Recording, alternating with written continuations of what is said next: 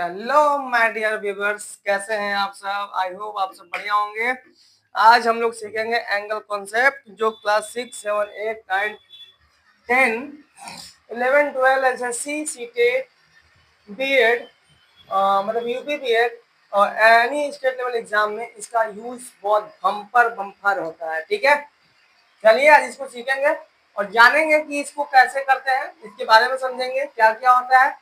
और इसके आधार पर इसमें सवाल भी एक दो बता दूंगा, ऐसी बात नहीं है, एक दो बता दूंगा जो कि इम्पोर्टेंट होगा। ठीक है, चलिए now we start. You ready?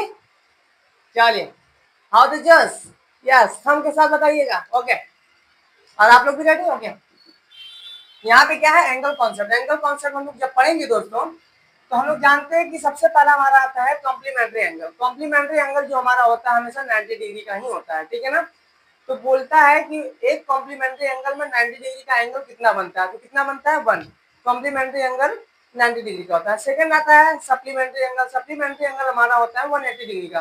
कभी कभी क्वेश्चन उससे पूछ देता है कि वन सप्लीमेंट्री एंगल में कितने 90 डिग्री कितने कॉम्प्लीमेंट्री एंगल होते हैं, तो कितने होते हैं 2।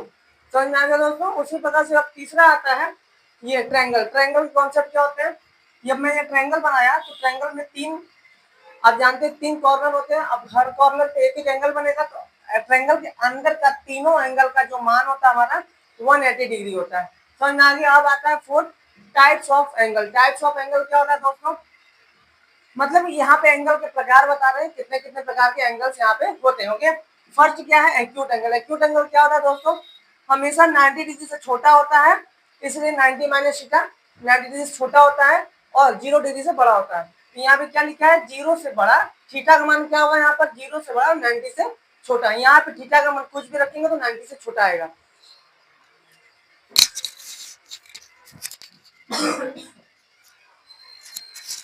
चलिए नेक्स्ट देखते हैं राइट एंगल। राइट एंगल क्या होता है 90 डिग्री का एंगल। और ये ध्यान दीजिएगा कि राइट एंगल 90 डिग्री का होता है। इस यहाँ पे थीटा की वैल्यू 90 डिग्री होती है और राइट एंगल को परपेंडिकुलर एंगल भी बोलते हैं। जब कहीं बोले कि परपेंडिकुलर एंगल बताइए कितने का होगा, तो जान जाइएगा 90 डिग्री की बात कर रहा है, तुरंत बता देंगे 90 डिग्री हो जाएगा। ठीक है ना। कभी कभी बोलता है कि यदि किसी लाइन पे हम कोई परपेंडिकुलर ड्रॉ कर रहे हैं तो वहां पे कितने डिग्री मतलब कितने 90 डिग्री के एंगल बनेंगे, कितने 90 डिग्री एंगल।